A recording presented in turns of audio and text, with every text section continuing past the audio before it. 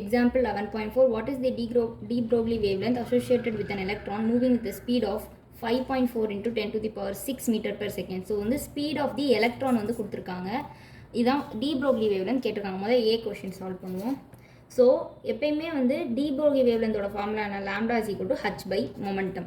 So இந்த மொமெண்டம்க்கு ஒரு formula இருக்குது. Momentum is equal to mass into velocity அப்படின்னு ஃபார்முலா. வெலாசிட்டி கொஸ்டினில் கொடுத்துருக்காங்க 5.4 into 10 to the power 6. இப்போ மாஸ்க்கு என்ன பண்ணுறது அப்படின்னு கேட்குறேன். எலக்ட்ரானோட மாஸ் தான் நமக்கு ஏற்கனவே தெரியுமே.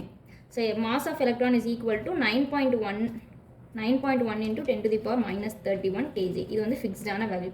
ஸோ நம்ம இப்போ அப்ளை பண்ணால் கண்டுபிடிச்சிடலாமா? முதல் மொமெண்டம் கண்டுபிடிப்போம். So mass 9.1 into 10 to the power minus 31 into அடுத்து என்ன பண்ணும், velocity கொஷினில் கொடுத்துருக்காங்க 5.44 into 10 to the power 6. So இதை சால்வ் பண்ணோன்னா 4.92 into 10 to the power minus 24 kg meter per second.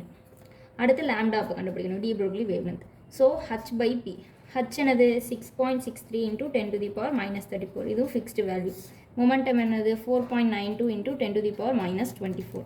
So இப்போ இதை சால்வ் பண்ணால் lambda is equal to 0.135 nanometre அப்படின்னு ஆன்சர் வரும். ஸோ அடுத்து பி கொஷின் வந்து a ball of mass 150 gram traveling at 30 meter per second. So mass கொடுத்துட்டாங்க, ஒரு பாலோட மாஸ், அடுத்து வெலாசிட்டியும் கொடுத்துட்டாங்க. ஸோ ரெண்டுமே கிடச்சிருச்சு. நம்ம ஜஸ்ட் de Broglie wavelength மட்டும் கண்டுபிடிச்சா போகும். So momentum is equal to mass என்னது 150 கிராம். கிராம்லேருந்து நம்ம கிராமில் வந்து கொடுத்துருக்காங்க. Mass is equal to 150 gram.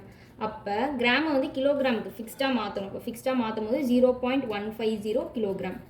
So P is equal to 0.150 into velocity வந்து 30 meter per second கொடுத்துருக்காங்க. ஸோ 30 இன்ட்டு பண்ணணும்.